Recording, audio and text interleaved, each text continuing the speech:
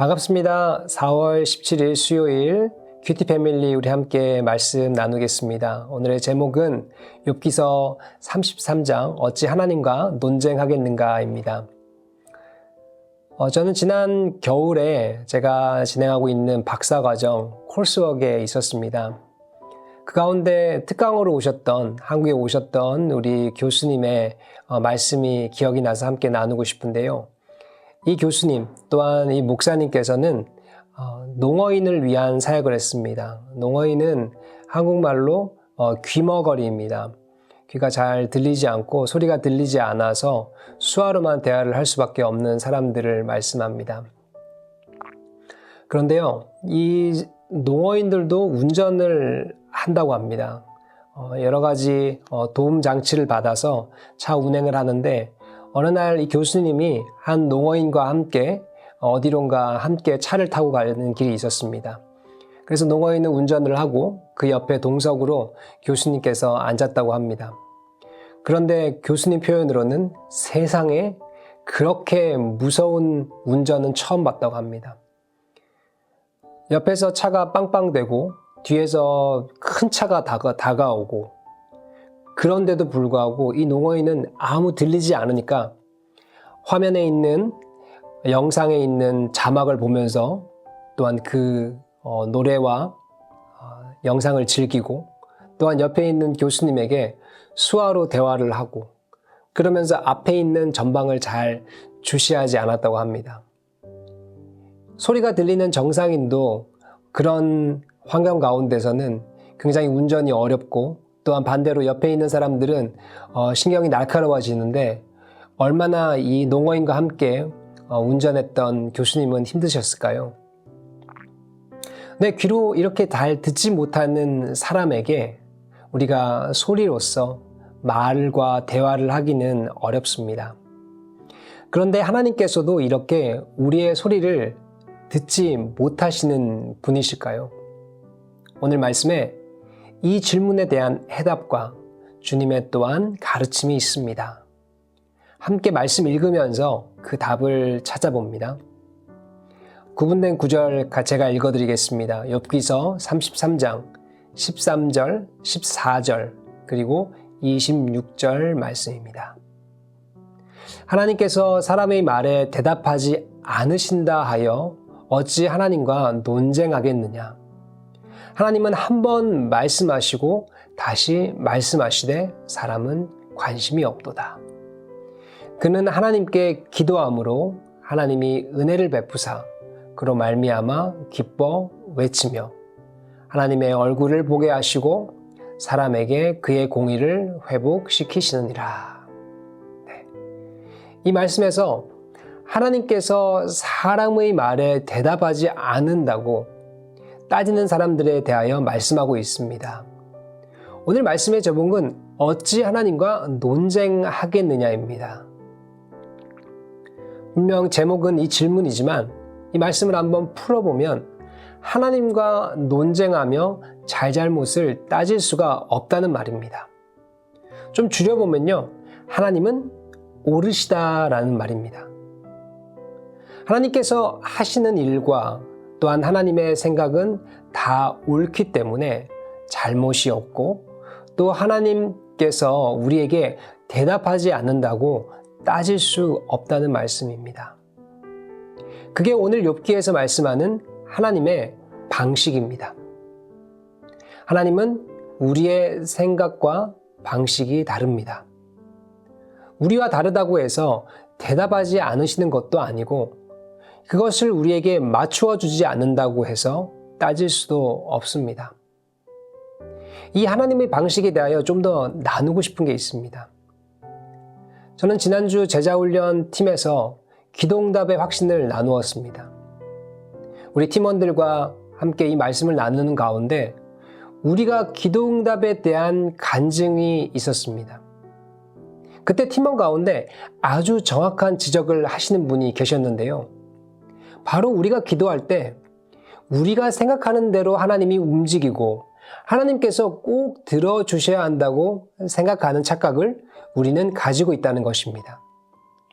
마치 우리가 하나님께 맡겨둔 것을 내가 다시 찾아야겠다는 마음이 잘못된 것이라는 것이죠. 저도 그렇지만 다른 모든 제자반 일동이 그 말씀에 공감했습니다. 여러분도 아마 그렇게 생각하실 것입니다. 하나님이 예수님을 통해서 우리를 구원하시고 은혜를 주신 것이지 우리가 기도응답을 위해서 하나님께서 존재하시는 분은 아니라는 것입니다. 우리 그런 마음을 가지고 계속되는 말씀을 보시면 좋겠는데요. 첫째는 14절에 말씀합니다. 하나님은 계속 말씀하시지만 우리 사람들은 관심이 없다는 것입니다. 하나님은 계속 말씀하시고 우리는 무관심하다. 아마 이 연상되는 모습이 있을 텐데요. 엄마와 또한 아내들의 잔소리가 있지만 거기에 호응하지 않는 가족들의 모습이 떠오릅니다. 분명히 꼭 필요하고 또한 가족을 사랑하기 때문에 하는 말들이지만 가족들은 귀 기울여 듣지 않습니다. 그러나 그런 가족이 없을 때는 그때가 그립고 그 사람의 목소리가 아쉽습니다. 물론 하나님은 사람의 그런 잔소리와 같은 존재는 아닙니다. 그러나 우리는 하나님을 그런 모습으로 만들 때가 있습니다. 하나님께서 애타게 우리를 기다리시고 우리를 위하여 중보하시지만 우리는 정작 우리의 방식대로 하나님이 응답되지 않는다고 또는 우리 때에 맞게 일하시지 않는다고 하나님을 의심합니다. 사랑하는 성도 여러분, 주님은 계속해서 우리를 위해서 계십니다. 우리가 하나님의 때에 하나님의 곳에서 서 있기를 하나님은 원하십니다. 그래서 주님의 사랑에 그 주님의 손길에 관심을 가지고 함께 하셨으면 좋겠습니다. 두 번째는 26절 하나님께서 우리에게 말씀하시는 것은 하나님을 우리가 찾고 그래서 하나님께서 우리에게 은혜와 긍휼을 베풀어 주시고 또한 우리가 기뻐하며 감격하는 것입니다.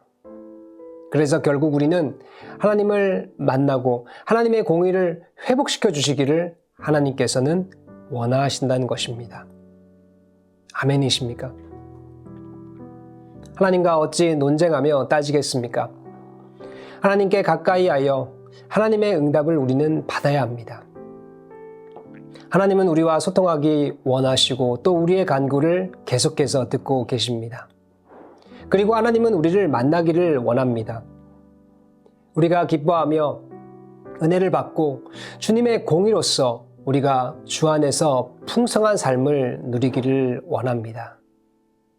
아마 노드스트롬이라는 백화점을 아시는 분이 계실 것입니다.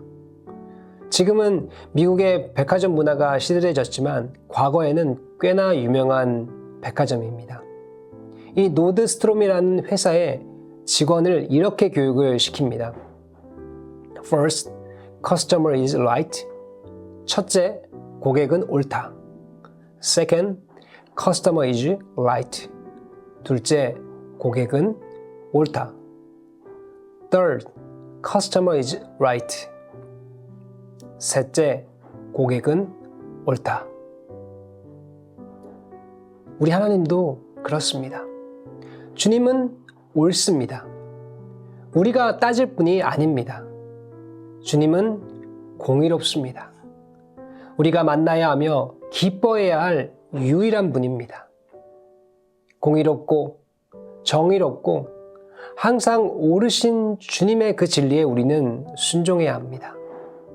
사랑하는 빈내리 성도 여러분, 우리는 주님을 만나고 주님을 기뻐하며 주님께 항상 아멘하며 순종하며 그 은혜와 평강을 누리며 사는 우리가 되어야 할 것입니다. 제가 로마서 15장 13절 말씀 읽어드리고 마칠 텐데요. 소망의 하나님이 모든 기쁨과 평강을 믿음 안에서 너희에게 충만하게 하사 성령의 능력으로 소망이 넘치게 하시기를 원하노라. 이런 우리 하나님의 은혜를 풍성히 누리며 사는 우리가 모두가 되기를 소망합니다. 우리 같이 함께 기도하겠습니다. 사랑과 은혜의 주님 감사함을 드립니다. 어찌 하나님과 논쟁하겠는가 라고 말씀하여 주셨습니다. 우리의 대답에 또한 우리의 질문에 또한 우리의 요구사항에 그때에 맞게 응답하지 않는다고 해서 우리가 따질 분이 하나님이 아니라고 말씀하십니다. 하나님은 하나님의 시간에 하나님의 장소에서 늘 일하고 계시지만 우리의 순간을 보지 못한다고 하여서 우리가 답답해하며 또 하나님께 따지려고 합니다. 항상 오르시고 공의로우시며 또한 우리를 위하여서 일하시는 분임을 이 시간 함께 말씀을 통하여서 말씀해 주셨습니다. 하나님 아버지, 이 말씀에 늘 순종하며 하나님의 때를 기다리고 또한 하나님의 앞에서 늘 순종하며 나아가길 원합니다. 하나님의 곁에 있기 원하고 또한 서 있기를 원합니다. 내 뜻대로 되지 않는다고 해서 내 시간에 맞추지 않는다고 해서 불평하며 따질 사람이 아니라 이제는 주님 앞에서 늘 순종하며 또한 은혜에 충만하며 살기를 원합니다. 이렇게 고백하는 우리 모두에게 함께하여 주시고 이 모든 말씀 우리 주 예수 그리스도 이름으로 기도드렸습니다. 아멘. 계속해서 각자의 기도 제목을 가지고 기도하도록 하겠습니다.